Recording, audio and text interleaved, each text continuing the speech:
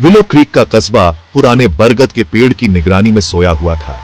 उसकी टेढ़ी मेढ़ी शाखाएं कंकाल की उंगलियों की तरह धूल भरी गलियों में लंबी भयानक परछाई डाल रही थीं।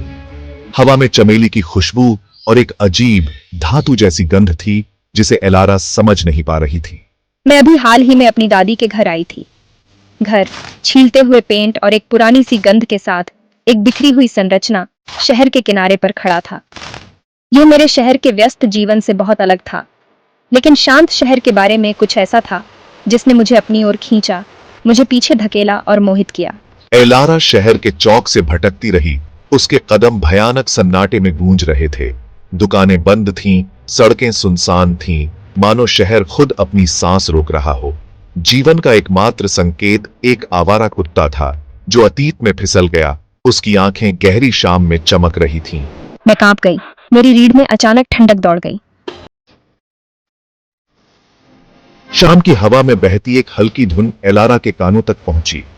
यह एक भूतिया धुन थी, सुंदर और उदास दोनों सितार पर बजाई जा रही थी, जिसकी आवाज खाली सड़कों पर गूंज रही थी।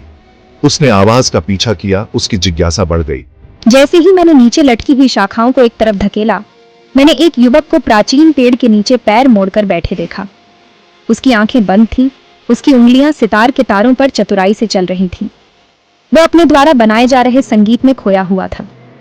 उसने सादा सफेद कुर्ता पायजामा पहना हुआ था। उसके काले बाल उसके कंधों पर गिर रहे थे। उसका चेहरा दुबला और सुंदर था, ऊंचे चीक बोन्स और गहरी, लगभग चिंतित आंखों वाली। एलारा कुछ देर वहीं खड़ी रही, उसके संगीत से मोहित हो गई। जैसे ही आखिरी स्वर सन्नाटे में लुप्त हो गया, युवक ने अपनी आंखें खोली। उसने एलारा की ओर देखा। उसके चेहरे पर आश्चर्य का भाव दिखाई दिया। एक पल के लिए उनकी नजरें मिली और एलारा ने इस रहस्यमय अजनबी के साथ एक अजीब संबंध महसूस किया। आपके पास एक तोहफा है, एलारा ने धीरे से कहा, सन्नाटा तोड़ते हुए। धन्यवाद। युवक मुस्कुराया, एक धीमी आलसी मुस्कान जिससे उसका चेहरा जगमगा उठा। मेरा नाम लियाम है, मैं अक्सर यहाँ बजाने आता हूँ। मैंने अपना परिचय दिया और हम बातचीत में लग गए। लियाम ने उसे बताया कि वह एक स्थानीय है जो बरगद के पेड़ की छाया में पैदा हुआ और पला बड़ा है। उसने विलो क्रीक के बारे में स्नेह और त्याग के मिश्रण के साथ बात की, जैसे कि वह अदृश्य संबंधों से इस जगह से बंधा हुआ हो। जब मैंने उस भूतिया धुन के बारे में पूछा जो वह बजा रहा था, तो लियाम का चेहरा उदास हो गया। यह एक पुरानी लोक धुन है, एक प्रेम कहानी, लेकिन एक दुखद कहानी। वे कहते हैं कि यह शापित है। वह झिझका, फिर जारी रहा। उसकी आवाज फुसफुसाहट से थोड़ी ऊपर थी। विलो क्रीक में कई कहानियां हैं, परछाइयों में फुसफुसाई जाने वाली कहानियां, प्यार और नुकसान, विश्वासघात और बदला लेने की कहानियां, ऐसी कहानियां जिन्हें बिना छेड़े छोड़ देना ही बेहतर है। उसकी बातों से एलारा की रीढ़ में सिहरन दौड़ गई। वह इसे समझा नहीं सकती थी, लेकिन उसे बेचैनी की बढ़ती भावना महसूस हो रही थी, एक ऐसा एहसास कि इस नींद वाले शहर में कुछ गड़बड़ है। अगले कुछ दिनों में एलारा उस बेचैनी की भावना को दूर नहीं कर सकी जो उस पर छा गई थी। शहर के अंधेरे अतीत के बारे में लियाम के शब्द उसके दिमाग में गूंज रहे थे, उसकी जिज्ञासा को हवा दे रहे थे। मैंने वार्षिक संगीत समारोह के बारे में सीखा, जो विलो क्रीक की संगीत विरासत का एक भव्य उत्सव है। ऐसा कहा जाता था कि यह खुशी और मौज मस्ती का समय होता है, जब शहर संगीत और नृत्य के साथ जीवंत हो उठता है। लेकिन यह प्रतीत होता है कि निर्दोष घटना भी एक अजीब उदासी से सराबोर थी। त्योहार को टूटे हुए तारों का त्योहार कहा जाता था, एक ऐसा नाम जिससे एलारा की रीढ़ में सिहरन दौड़ गई। जब उसने इसकी उत्पत्ति के बारे में पूछा, तो शहरवासी टालमटोल करते रहे। उनके चेहरे सख्त हो गए। एक शाम जब मैं अपनी दादी के साथ बरामदे में चाय की चुस्कियां ले रही थी, मैंने इस विषय को छेड़ने का फैसला किया। दादी, मैंने अस्थायी रूप से पूछा, आप टूटे हुए तारों के त्योहार के बारे में क्या जानती हैं? कुछ चीजें दबी रहना ही बेहतर हैं बच्चे, उसने आखिरकार कहा। उसकी आवाज धीमी थी,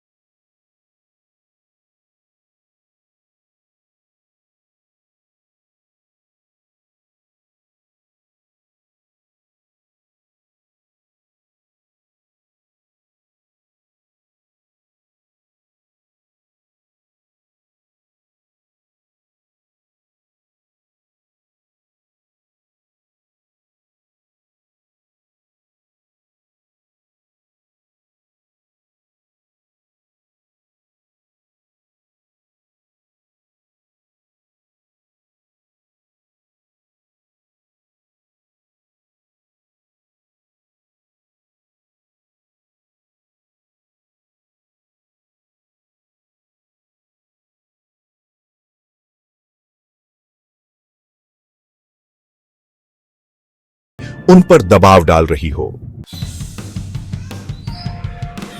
यह इमारत कभी एक भव्य हवेली थी जो विलो क्रीक के समृद्ध अतीत का प्रमाण थी। अब यह खंडहर में खड़ी थी।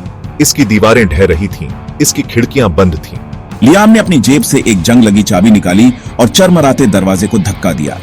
सड़ान की गंध से भारी बाहर निकली, जिससे एलारा की नाक सिकुड़ गई। मैं अंदर गई।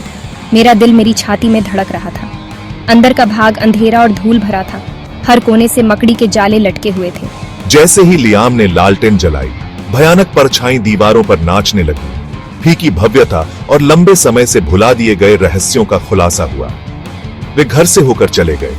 उनके कदम सन्नाटे में गूंज रहे थे। प्रत्येक कमरे ने एक बीते युग की कहानी सुनाई, एक ऐसे समय की जब संगीत और हंसी ने इन हॉलों को भर दिया था। अब केवल खालीपन और एक बेचैन करने वाली शांति रह गई थी। अंत में हम एक लंबे अंधेरे गलियारे के अंत में एक कमरे में पहुंचे। वह एलारा की ओर मुड़ा। उसकी आंखें डर और दृढ़ संकल्प के मिश्रण से भरी हुई थीं। यही हुआ था, उसने फुसफुसाते हुए कहा। उसकी आवाज थोड़ी कांप रही थी। यही संगीत खत्म हो गया था। उसने दरवाजा धक्का दिया। एक छोटा धूल भरा कमरा दिखाई दिया। चांदनी खिड़की में एक दरार से बह रही थी। कमरे के केंद्र में एक ही वस्तु को रोशन कर रही थी। यह एक संगीत बक्सा था।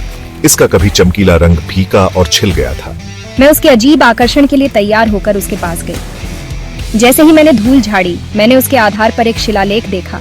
मेरे प्रिय के लिए हमारा संगीत हमेशा के लिए बना रहे। अचानक वह समझ गई। यह संगीत बक्सा खोए हुए प्यार का यह प्रतीक विलो क्रीक के दुखद अतीत की कुंजी रखता था। जैसे ही मैं संगीत बॉक्स को छूने के लिए पहुंची, ऐसा लगा जैसे कमरे में एक ठंडी हवा चल रही हो, जिससे लालटेन बुझ गई और हम अंधेरे में डूब गए। रात में एक खून जमा देने वाली चीख हवेली में गूंज उठी। एलारा हाँफने लगी। उसका दिल उसकी छाती में धड़क रहा था। उसने लियाम का हाथ टटोला, लेकिन वह चला गया था। वह अंधेरे में अकेली थी, विलो क्रीक के अतीत के भूतों से घिरी हुई थी।